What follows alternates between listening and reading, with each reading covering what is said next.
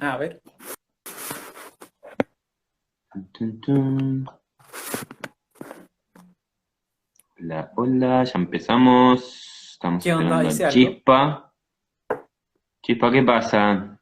No te veo, parece que está cargando o algo así. Mm,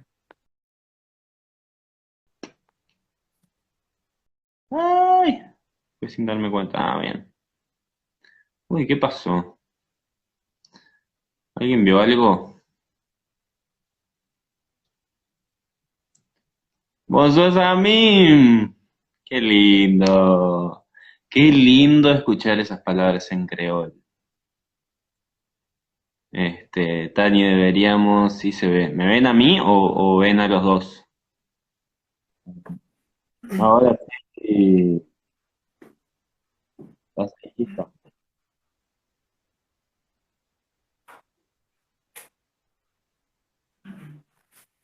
Qué bueno que ya haya gente en el minuto uno.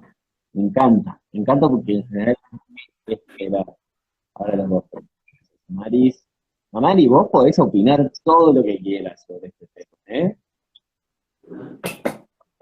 ¿Quién está? Ah, Buenas, buenas, chispa. ¿Cómo estás? buena.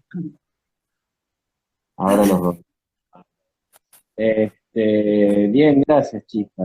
Sí, ¿quién está? Bueno, creo que nadie que conozco ahora, pero está ahí Amaris, que hicimos un vivo hace un tiempo, eh, Bueno.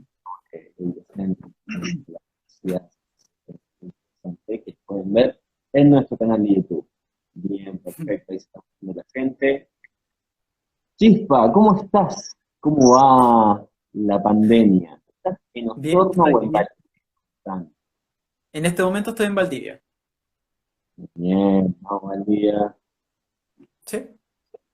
vamos en Está un Torreón. poco helado acá. En Osorno había mucho calor y acá está un poco helado. Te quiero contar, Chispa, que a Uruguay llegó la curva. Usted no lo puede creer. Sí. Bueno, la verdad es que es una empresa grande, ya no es una cerveza artesanal, ya ahora es. No, pero es Esto rica. podría ser muy bien. Yo me alegré mucho cuando la vi acá en el supermercado. Bueno, bien, gracias a todos por estar viendo, gracias chicos por estar. El tema que nos toca hoy, la verdad que es un tema que a mí me toca muy de cerca por el cariño que le tengo a muchos amigos chilenos. Eh, y hoy vamos a hablar sobre el estallido social y la constitución en Chile, que es un tema que ahora en Uruguay se está hablando bastante. Bueno, hace En Perú. en otro, ahora están hablando mucho de Perú, este, no por cosas muy buenas, no. Le mandamos un abrazo a los peruanos, cada tanto eh, se conecta alguno. ¿Eso te escucha cortado? ¿Vos me escuchás bien, chica? Te escucho un poco bajo. ¿Me escuchás bajo? Mm. Ahí, Ya, mejor. la cercanía. Bien, perfecto. Bueno, Felipe Álvarez Hernández, te presento, abogado de la Universidad Austral de Chile, eh, poblador del sur de Chile, originariamente de Osorno, ahora mismo en Valdivia, y amigo mío, por supuesto. ¿Cómo estás? Bueno, Gracias por estar acá. muchas gracias por la invitación, Nico. Bien, bien. Bueno, empecemos entonces. Vamos a hablar sobre el estallido social y la constitución. Y por si hay alguien que está viendo y que no sabe exactamente qué es esto, te pregunto, bueno, ¿qué es el estallido social y de dónde viene? Bueno, el estallido social fue algo que empezó a ocurrir en Chile a partir de octubre del año pasado. Todo el mundo coloca como ese el epicentro, ¿ya? La gente se cansó y salió a las calles y protestó, ¿ya? Terminología de terremoto como no podría ser otra manera. Claro, porque Bueno, nosotros somos un país sísmico de partida, pero algo cambió que provocó un estallido, ya, una erupción, que antes no Mm, se había visto. ¿Y, y qué fue lo que cambió? Porque protestas siempre han habido en Chile. Entonces la pregunta sería, ¿qué fue lo que cambió? Y lo que cambió es que hubo una movilización sistemática, masiva de las personas en Chile que se cansaron del abuso. mm. Yo creo que ese sería como uno de los elementos centrales, sería el abuso. Eh, igual, como vos decís, pero en la historia de Chile hubieron muchas protestas y manifestaciones. Y acá, por ejemplo, en la marcha de los pingüinos también se podemos considerar una.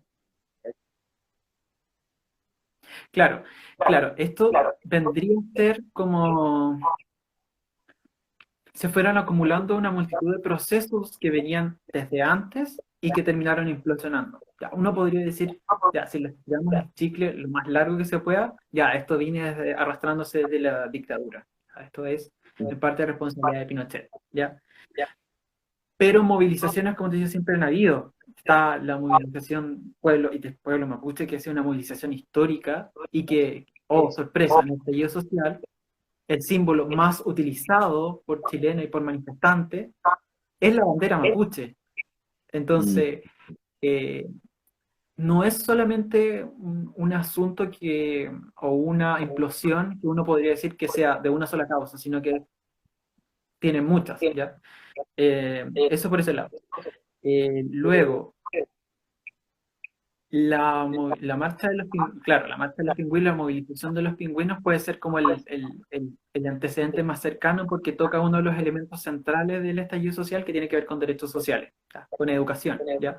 Que fue un tema que no solamente se repitió ahora, sino que, por ejemplo, el 2011 fue la gran movilización de los movimientos universitarios en Chile. Se reactivaron los movimientos que habían permanecido ahí en stand-by desde dictadura principalmente, ¿ya? Porque en dictadura también los movimientos universitarios tuvieron cierto realce y fuerza, ya, y eso después con las organizaciones, con los delegados, con las directivas estudiantiles dictadas desde arriba, ya, eso desapareció, ya. Y el 2011 esto se reactiva eh, y uno no puede pasar, si uno quiere hacer como análisis de los fenómenos sociales que han venido pasando, uno no podría pasar que surgieron nuevos partidos políticos, de hecho, movimientos políticos, otros empezaron a decaer y terminó implosionando todo en un momento. Así que hicimos hasta aquí, no puede seguirse más. acá Paola Neumann dice, hola, creo que el estallido Hola. reunió todas las demandas de la ciudadanía y nos hizo. No sé quién es Paula Neumann, no la conozco. Ya. Hola. Amaris dice, exacto, por fin como chilenos nos unimos por una causa y estamos a favor de la causa. Vayamos un poco más atrás. Vos hablabas de la dictadura. Y quiero preguntarte, ¿quiénes son los famosos Chicago Boys y qué tienen que ver con eso? Bueno, los Chicago Boys, bueno, son un grupo de, por así decirlo, estudiantes que estaban principalmente en la escuela de economía de la Universidad Católica y algunos también de la Universidad de Chile. Estamos pensando en un cierto grupo de personas que tenía acceso a educación superior en la época de la dictadura Ujú, y la etapa también desde el 70 en adelante, y que estas personas fueron a estudiar a Estados Unidos, a la escuela de Chicago, donde se nutrieron de las enseñanzas de Milton Friedman, ¿ya? Entre otros, ujú, de Hayek, los padres del liberalismo. Y en una época bien especial en que Chile se encontraba reorganizándose, o sea, esto no fue una articulación, sino que fue más bien una imposición de la dictadura. eh, la pregunta fue cuál iba a ser la organización que iba a tener el país en materia económica, ¿ya? Y bueno, los Chicago Boys llegaron con la idea de desmantelar lo que era el estado de bienestar, desmantelar el Estado en realidad, ¿ya? Y eso es principalmente una de las las características de los Chicago Boys, ¿ya? La imposición del neoliberalismo y ir desmantelando todo lo que eran como las empresas públicas, ¿ya? Ir entregándoselas a manos privadas, ¿ya? Lo que eran como derechos sociales básicos, derechos esenciales, también pasaron a ser parte de concesionar. Eh, entonces los Chicago Boys están íntimamente ligados con la imposición del neoliberalismo en Chile, imposición por la fuerza, por la tortura. Ujú. Acá Amaris pregunta duda, fueron porque les mandaron explícitamente, ¿no? Algunos de ellos se ganaron becas, ¿ya? Ya, entre esos, por ejemplo, José Piñera, Joaquín Lavín, algunos también consideran que es un Chicago Boys, ¿ya? Eh, que por cierto podría ser candidato a presidencial prontamente. Entonces estamos hablando de personas que tenían acceso a privilegios, que llegaron becados a estudiar a esta escuela y volvieron con ideas geniales y brillantes para implementar en Chile, que era precisamente desmantelar el Estado. Bien, y eso fue como la implementación del modelo neoliberal finalmente, que era el primero en aplicarse en todo el mundo. Claro, ellos se encargaron de la parte económica que tenía que ver con los recursos fiscales, con la organización del Estado, con la imposición crediticia, no sé. Y bueno, esa era una de las facetas de la imposición del neoliberalismo chileno, que Chile siempre ha sido un país capitalista. El asunto sería, ¿qué es lo que lo distinguió? ¿Qué fue lo que cambió con estas ideas? Ya, bueno, fueron todas estas otras ideas anteriores, ya, y desmantelando lo que para nosotros era básico. Y por otro lado, vino acompañada con la parte jurídica, que bueno, ahí estuvo de la mano de juristas que eran, claro, que no eran neutrales, ¿ya? Y que ellos se encargaron de ver una segunda faceta del neoliberalismo que, que tenía que ver con neutralizar la democracia. Mm. ¿Neutralizarla de qué forma? Neutralizarla de sí misma, neutralizarla de la gente, de que no se pudieran realizar cambios, ¿ya? Esa es la segunda. Yo creo que la gran causa del estallido social es esta bomba de tiempo que se instaló en dictadura y que eventualmente iba a reventar. Em, pero, a ver, porque ahí es cuando todo ese modelo neoliberal y eso, es ahí cuando se arma la famosa constitución de Pinochet. ¿Perdón? Ahí es cuando se arma la famosa constitución de Pinochet. Claro. La pregunta aquí es bastante sencilla. O sea, ¿cómo evitar? Bueno, porque uno tiene que recordar siempre que aquí fue una clase que eh, una determinada élite la que se revela contra las informaciones que estaban ocurriendo en el 73. ¿Ya? Mm. ¿Ya? Ay, sí. ¿Ya? Y la pregunta que hicieron esta clase, esta élite, fue cómo impedir volver al estado que tuvimos antes, ¿ya? Antes del golpe militar, cómo evitar que esto vuelva a suceder. Bueno, coloquemos trampas jurídicas, coloquemos mecanismos para protegernos de la imposición de estas otras ideas con las que nosotros no comulgamos, ¿ya? Entonces, aplicaron sucesivamente mecanismos contramayoritarios para neutralizar la posibilidad de cambio, ¿ya? Que es esta segunda faceta neoliberal, ¿ya? ¿Cómo dejar amarrado todo? No sé, una de las formas de verlo también, ¿ya? Mm. Pero, ¿y qué tiene que ver todo esto con el estallido social? Bueno, bueno, como te decía, uno de los elementos centrales de la política económica neoliberal de estos Chicago Boys tuvo que ver con el desmantelamiento del Estado y también de los derechos sociales, ¿ya? Mm. Educación, salud, vivienda, eh, entre otros. Entonces, fueron articulándose actores particulares en esto que antes era responsabilidad del Estado, ¿ya? Hay muchos constitucionalistas que hablan de que antes de esta Constitución del 80, Chile tenía una tradición de reconocer progresivamente derechos sociales, de que era una responsabilidad del Estado. Ahora esto es medio pantanoso porque es responsabilidad del Estado, pero el Estado lo hace por medio de los particulares, es bastante enredado, ¿ya? Eh, entonces, esto por este lado, ¿ya? Entonces, esa es una de las matrices del abuso. La otra la otra matriz del abuso tiene que ver con la imposibilidad de cambio, de que aún cuando entramos en democracia, el año 89-90, aun cuando tuvimos gobiernos que eran abiertamente de oposición al régimen militar, ellos se vieron imposibilitados de hacer cambios, ¿sí? Entonces, estos mecanismos contramayoritarios anularon la democracia. Ese es, incluso uno podría decir que es como terapéutico o que se encuentra vinculado con la frustración, ¿ya? Si uno quisiera hacer como un análisis psicológico de la población, porque, ¿qué fue pasando? Vinieron muchos gobiernos, vinieron los gobiernos de la concertación y se vieron imposibilitados de hacer estos cambios, ¿ya?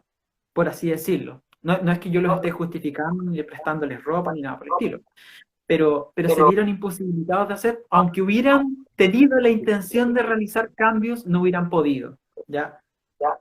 ¿Por qué? Porque estaban estas trampas constitucionales, mecanismos constitucionales contramayoritarios que siempre le permitían a las minorías derrotadas, porque eso es lo que hacen los mecanismos contramayoritarios, y le permitían a esas minorías verse sobre representadas y anular los cambios posibles. ¿Cachai? Sí, sí, sí. Entonces, esa es una de esa es la bomba institucional que armó la Comisión Ortúzar cuando redactó la Constitución. De allí está esa frase que es famosísima, Tengo muchos comentarios de que interesantes le en vamos a esto. armar la cancha, para que no sea difícil, para que ellos no puedan realizar los cambios, para que ellos no puedan, tengan un margen de acción que esté limitado. Ujú. Entonces, ¿qué es lo que sucede? Aunque hubiéramos tenido gobiernos de oposición que hubieran querido hacer transformaciones reales,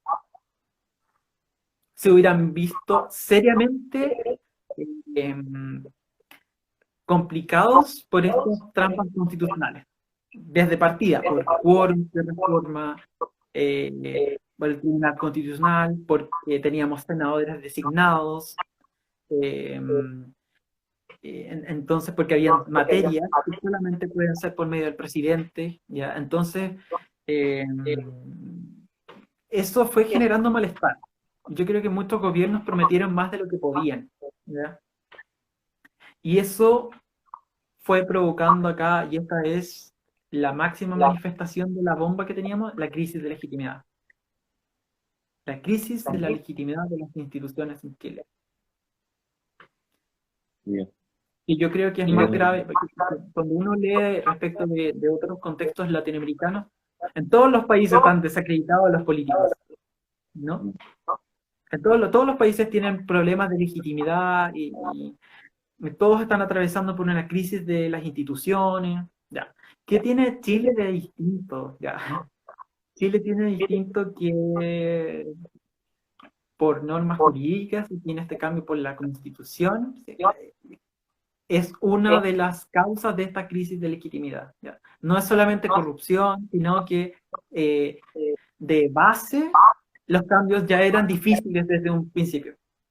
O sea, pensar, por ejemplo, en lo que podría significar garantizar derecho a la salud, ¿ya? O garantizar derecho a la educación gratuita, los debates que se dieron, ¿ya? Ya, ¿quién tiene el deber y cómo lo implementamos? Ya, pero el sistema produce segregación, ¿cómo combatimos la segregación?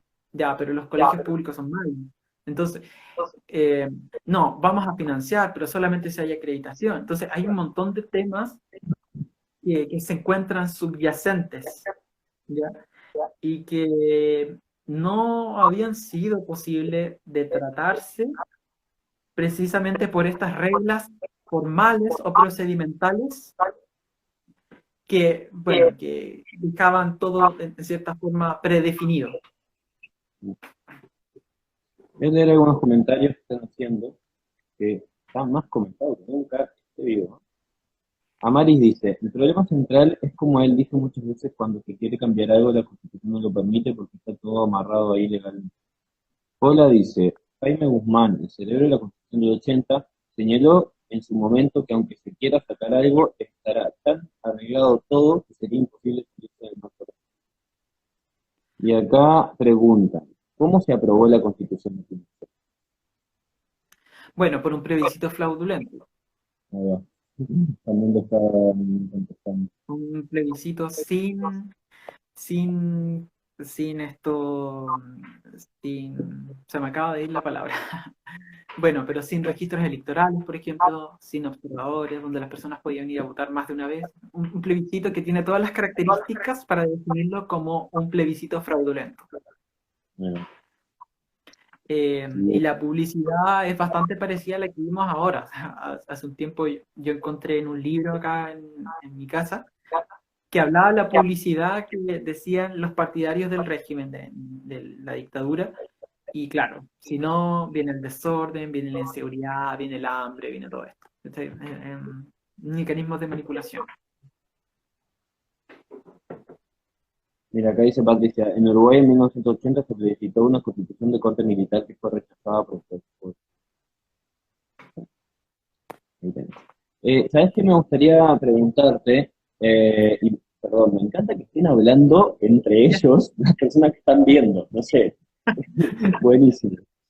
Eh, ¿Qué tanto afectó como las actitudes y las cosas cotidianas de los chilenos, de la sociedad chilena?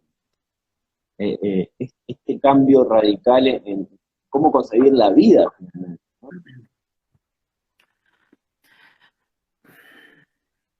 Bueno, yo creo que tampoco uno puede romantizar este tema, porque Chile ya era un país capitalista previamente, ¿ya? La pregunta sería si el neoliberalismo modificó algo en la ciudadanía chilena, en las poblaciones chilenas. Eh, y claro, de eso hay bastante literatura. La mercantilización de la vida, no sé, eh, pérdida de valores, hablan algunos, que son efectos que serían más bien sociales. Pero como yo digo, Chile ya era un país capitalista, ya era un país con fuertes oligarquías, con élites. Entonces, yo creo que lo que hizo el neoliberalismo fue que de alguna forma nos acostumbramos al abuso, ¿ya?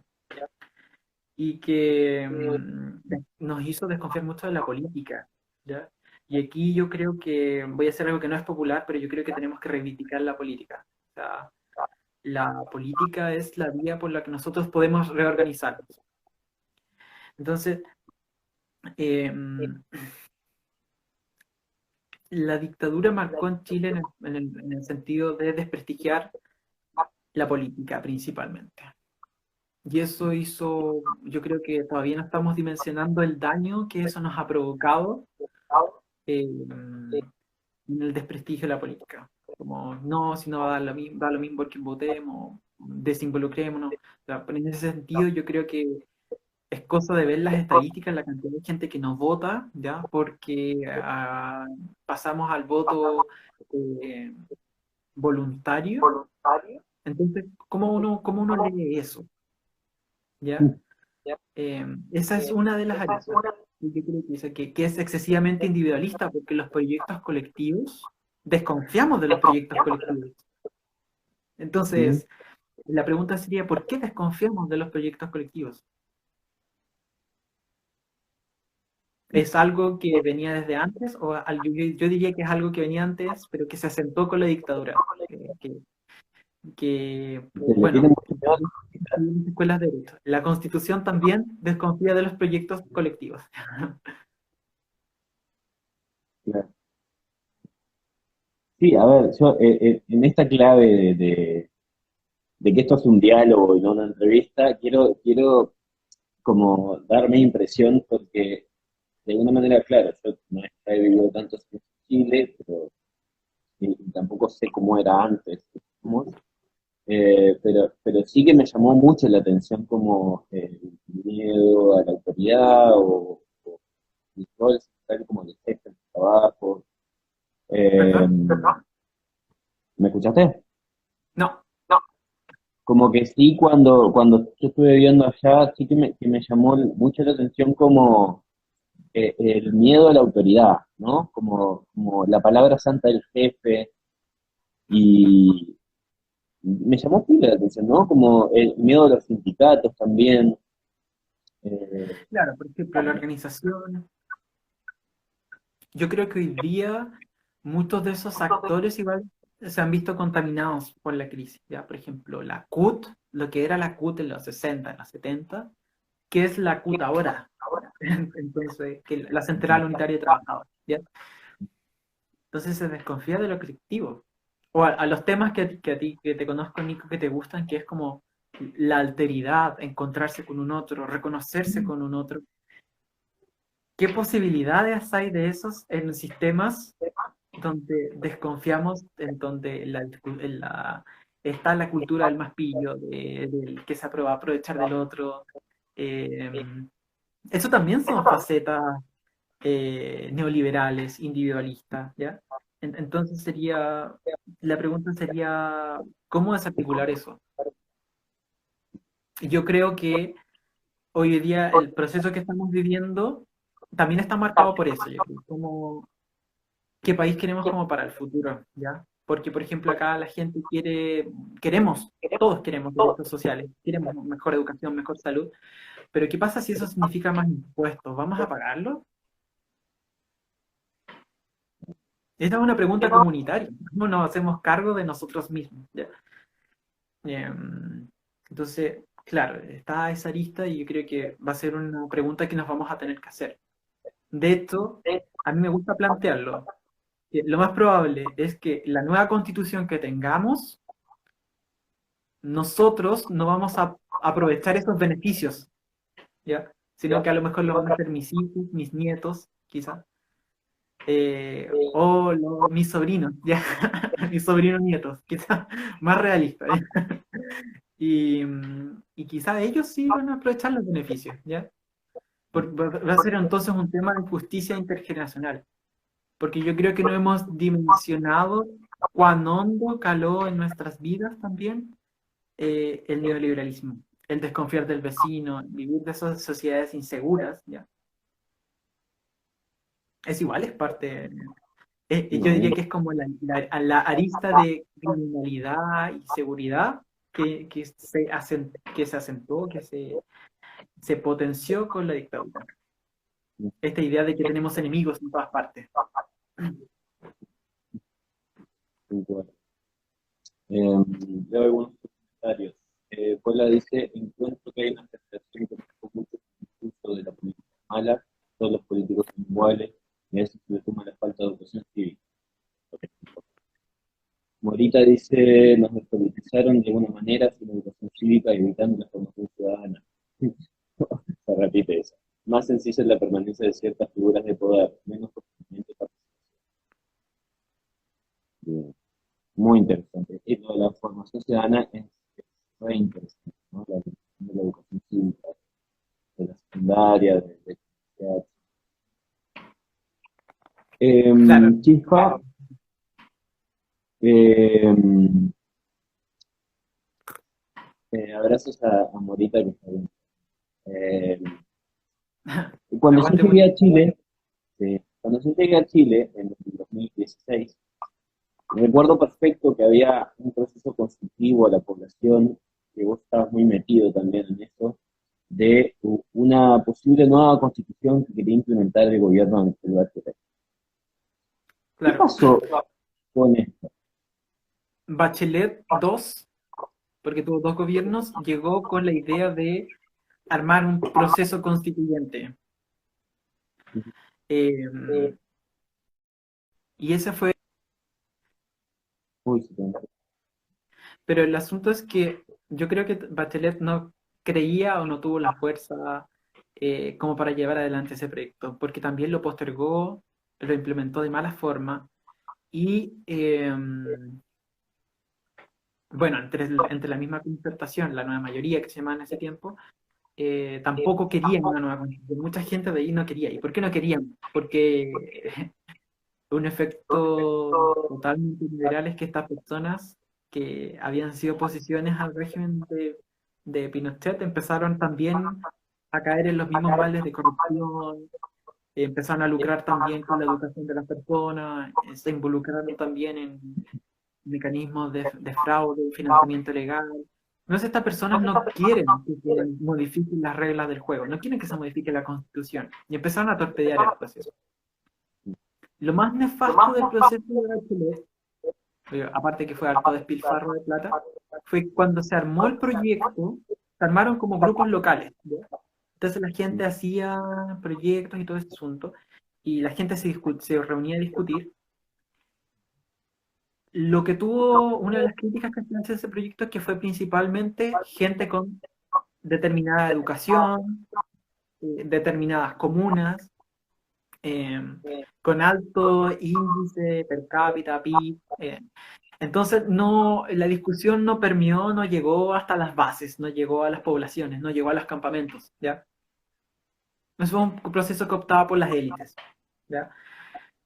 Eso por un lado. Luego, segundo, que de todas esas reuniones se armaron unas especies de compilado o síntesis de las ideas que tenían las personas sobre lo que debería ir en la Constitución y que eso no fue vinculante.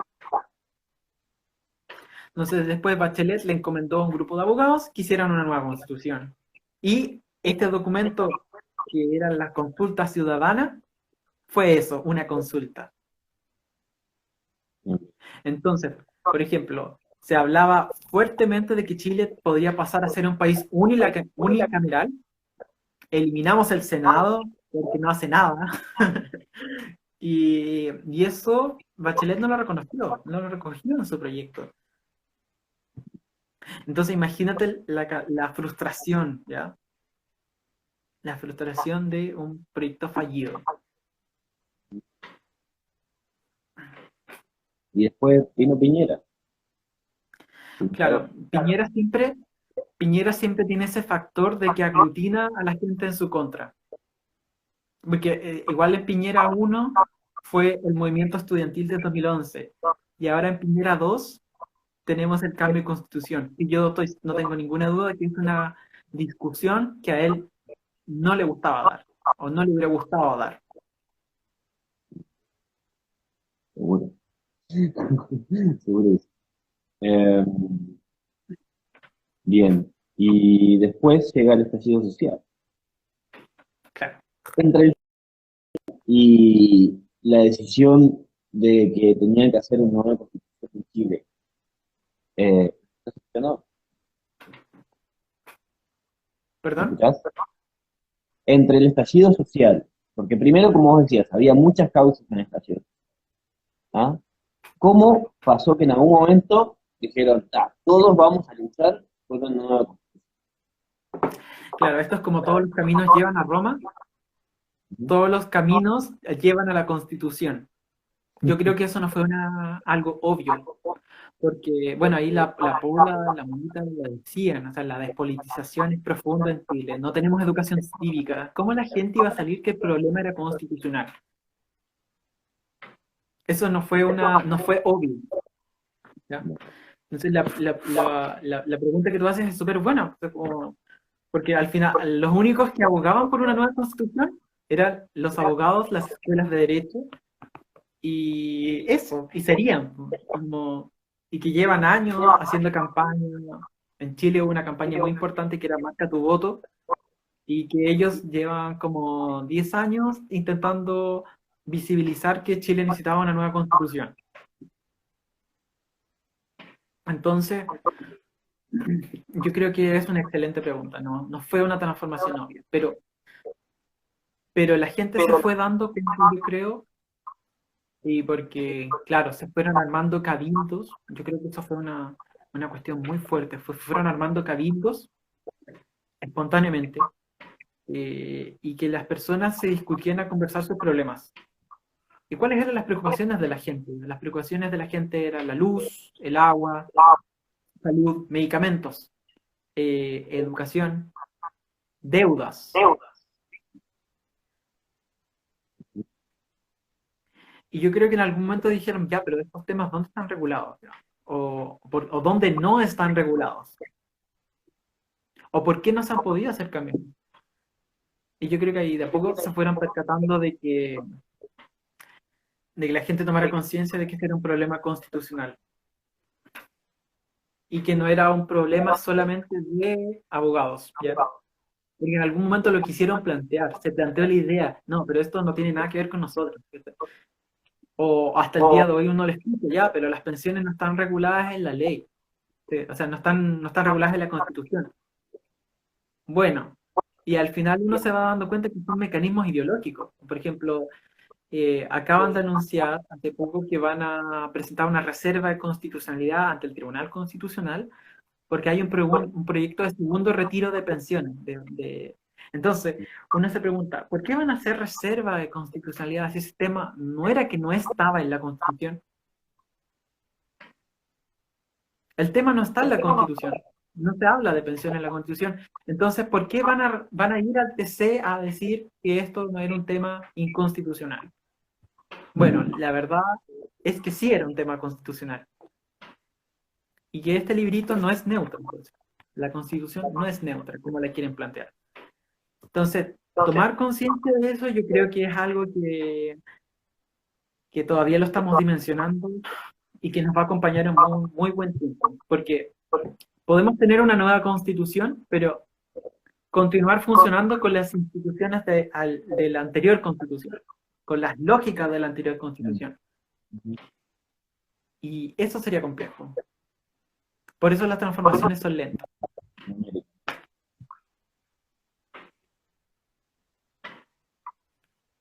Digo, me refiero a que en Uruguay, por ejemplo, se están dando muchas lógicas liberales, sin embargo, Claro. y ¿cuáles eran los argumentos de aquellas personas que se oponían a la nueva?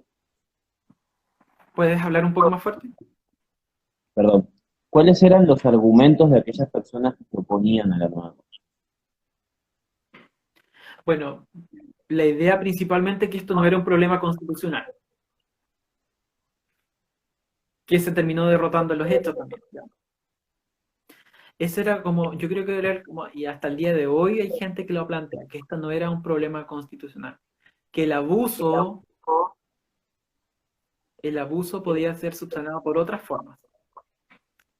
Y yo creo que la gente se dio cuenta que la estructura en sí estaba desperfecta. Entonces, ya con el simple hecho de tener una constitución más democrática, aunque no nos garantice derechos sociales, aunque no nos garantice el derecho al agua, ya nos garantiza más posibilidades que la actual constitución. Que la agencia política está neutralizada. Pero lo del derecho al agua, perdón, pero es como fundamental. ¿Te das cuenta que no existe país en el mundo que no garantice el derecho al agua? ¿Perdón? Claro, Que- claro, en Chile, claro, sí se entiende. Sí, es una situación bien particular porque, por ejemplo, hoy día permite que ríos por medio de los derechos que hay sobre esos ríos sean embargados, por ejemplo, sean embargados, sean rematados. Voy a darte unas preguntas que Hola dice, ¿será la nueva constitución el fin de la transición a la democracia? Claro, porque nuestra democracia era imperfecta por estos mecanismos que no le permitían a la comunidad política ser una comunidad política. Una comunidad política tiene vías para canalizarse. Los partidos políticos son una vía, la institucionalidad es una vía, las instituciones cumplen funciones. Eso con la Constitución del 80 se veía seriamente truncado. O tenía su tope. La Constitución del 80 te pone tope. En cambio, si tenemos nuevas instituciones, nuevas normas que informen las instituciones actualmente vigentes, yo creo que se puede... es como liberar una represa. Mm. Quitas la represa y el cauce de la democracia va a ser lo tuyo, por naturaleza. Mm. El río va a encontrar por dónde correr. Y yo creo que eso es un poco lo que puede provocar la nueva constitución. Patricia dice, la idea de la nueva constitución sería incorporar la obligación del Estado de garantizar determinados derechos. Claro, yo diría que no solamente esto de que garantice un catálogo de derechos, porque si uno va a la constitución actual, dice ya, derecho a la salud, derecho a la educación, ya. El tema es cómo hacer esos derechos una responsabilidad del Estado, ¿ya? Entonces podemos tener, no basta con que salga en el texto constitucional determinado derecho, sino que la pregunta sería cómo hacer que sea efectivo, por un lado, y que el Estado se haga cargo, que sea una responsabilidad estatal, y que no sea una responsabilidad de otros entes, ¿ya? Que es lo que hace la subsidiariedad en Chile. Claro. Aquí esto no siempre se entiende del todo, pero el Estado chileno se desentendió de los derechos sociales. Y que se desentendió significa que empezó a proveerlos por medio de particulares. Claro. Sí, yo leí por ahí que si bien se explicitaba que los ciudadanos tenían derecho a la educación, por ejemplo, no se explicitaba que el Estado debía garantizar este derecho, ¿no? Sino que finalmente lo que hacía era darle libertad al mercado para que ellos mismos puedan como regularizar. Claro, lo que hace es que lo que sucede es que tiene que ver con los roles. ¿Qué rol va a tener el particular y qué rol va a tener el Estado? En la configuración subsidiaria neoliberal chilena, el que provee principalmente el mecanismo para provisión de un derecho es el mercado. Todo se canaliza por medio del mercado. ¿Y qué hace el Estado? El Estado provee una alternativa gratuita y que se evalúa de mala calidad, ya principalmente, y que es una alternativa que nadie desea. Por ejemplo, en educación, la alternativa estatal es un residuo, ¿ya? Sería el residuo, ¿ya? Pero el grueso estaría entregado por los particulares. ¿Y qué es lo que puede suceder allí cuando metemos a particulares desreguladamente? Es que el particular prefiera su interés propio. Claro. El lucro. El lucro, y ahí, claro, ahí viene el tema del lucro con la educación, el lucro con la salud. Eso es para otro día. Entonces, por ejemplo, claro, entonces lo que se habla, y yo creo que es cierto, es que en Chile no hay principio progresivo para que el Estado se responsabilice de los derechos de los derechos sociales de las personas. Esto es como el estándar de derechos humanos. En derechos humanos se habla de que no es que yo tenga un derecho que yo vaya a hacerle efectivo y yo te reclamo a ti, Nico, reconocer mi derecho de educación, al Estado, todo eso. No, aquí es una especie de compromiso que tiene el Estado de ir otorgándolo en el largo plazo. Eso es lo que tiene, ¿ya? Entonces, esto no es como yo tengo derecho sobre este mate, sino que el Estado tiene ese compromiso, esa responsabilidad de hacerse cargo y lo va haciendo de forma planificada. Y eso es imposible con la Constitución actual. Chispa, no nos queda mucho tiempo, pero te quería preguntar, ¿cuál es el proceso a partir de ahora? Y con esta pregunta me gustaría como agregar algo que veníamos hablando. Vos hablabas del proceso de Bachelet no fue realmente representativo porque participaron algunas clases más de la élite y eso. ¿Cómo se puede hacer? Ahora me contás cuál es el proceso a partir de ahora, pero ¿cómo hacer también para que sea realmente representativo de todos los intereses de la población? Ya, bueno, en Chile tuvimos un plebiscito que fue aplastante. Aplastante en que la gente quería una nueva constitución, ¿ya? Y quería un mecanismo, convención constituyente. Lamentablemente, yo creo que aquí la carga histórica de que tiene la palabra asamblea constituyente no se ocupó del término, pero vendría a ser el equivalente. Entonces estamos eligiendo constituyentes, vamos a elegir constituyentes que van a ser personas que van a estar reunidas con la especial tarea de redactar una nueva constitución, que es la fórmula que ocupan las democracias para pasar adelante por crisis de legitimidad. ¿Cuál es el problema? El problema es este efecto neutralizador que tenía la Constitución del 80, que desprestigió tanto la política, desprestigió tanto a los partidos políticos, y que, bueno, también esto está cruzado por la corrupción política también, que ahora el proceso se ve también un poco contaminado por eso. Hay gente que dice, ya, pero la Constitución, la constituyentes van a ser los mismos partidos políticos. Entonces, la señora Junita de la feria, de la población, no va a poder participar en la convención constituyente. Entonces, esas son preguntas que yo creo que son importantes, que le van a dar legitimidad al proceso.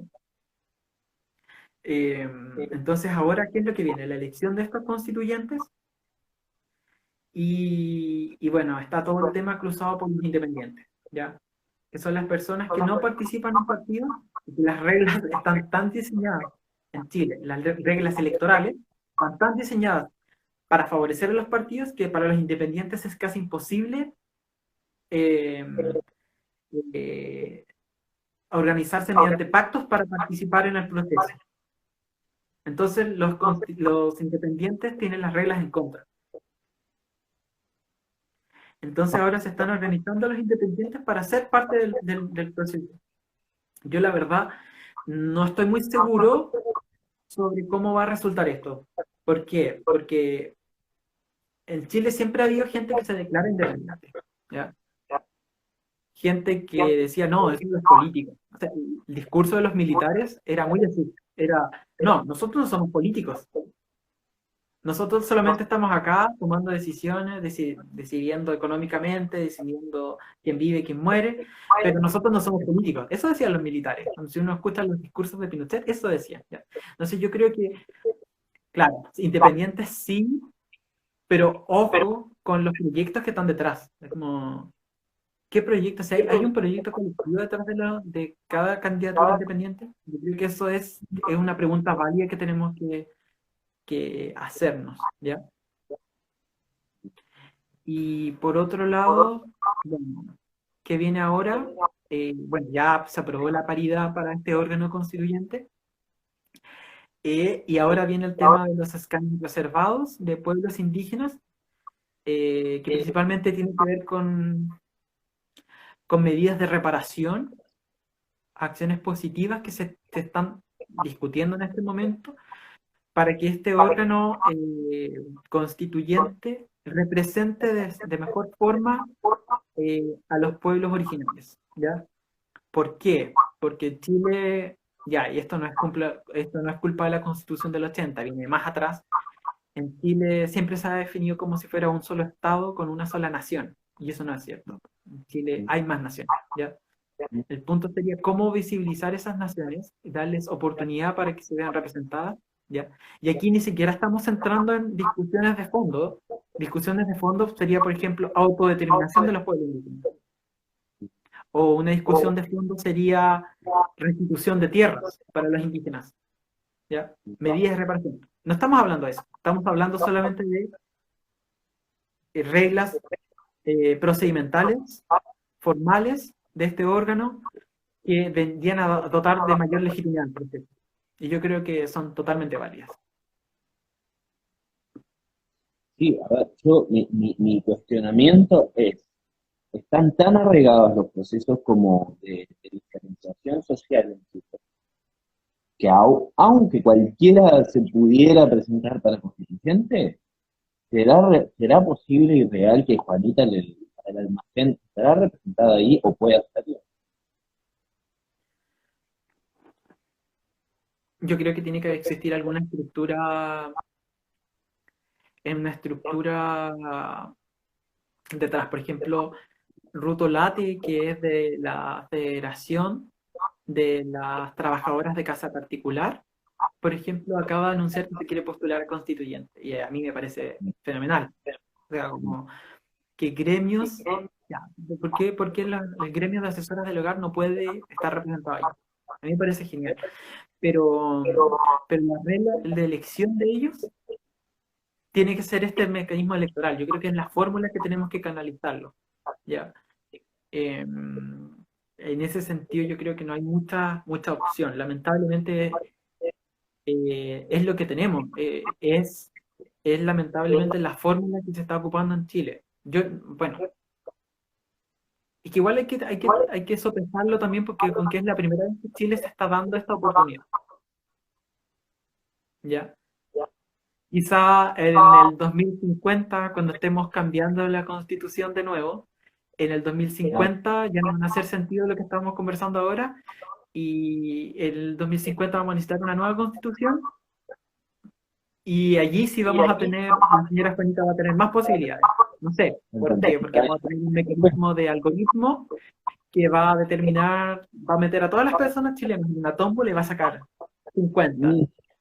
Y va a ser un deber del ciudadano participar en la convención constituyente, como los jurados en Estados Unidos. Que ellos tienen la obligación de participar. Ya, bueno, yo creo que sería algo así, como entre un derecho y un deber participar. Así como,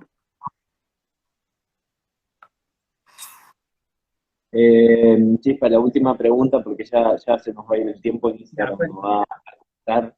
La última pregunta, mira lo que te voy a preguntar. ¿Será posible la vuelta a la democracia plena si seguimos con el voto voluntario? Seguimos, ustedes siguen. yo creo que el voto voluntario está pensado para democracias avanzadas, democracias con posibilidad realmente de hacer cambios, ¿ya? Democracias sin la crisis de legitimidad que teníamos. Eh, yo creo que cuando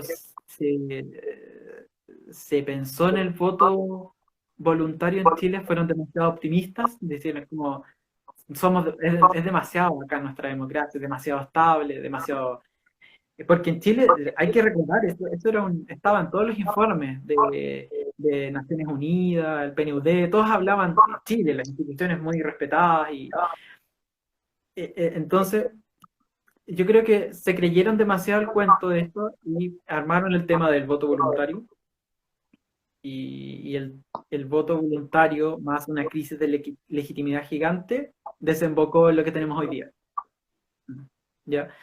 Que la gente entendiera que esos problemas no eran como no eran problemas los problemas políticos no tienen nada que ver conmigo, decía la gente. Y se hablaba harto de los que no es ni uno ni el otro, los ni los que no están involucrados. ¿Cómo involucrar? Y uno iba a foros y decía, ¿cómo involucrar a la gente en política? La gente no está ni ahí en política. Todo el mundo decía eso, ya.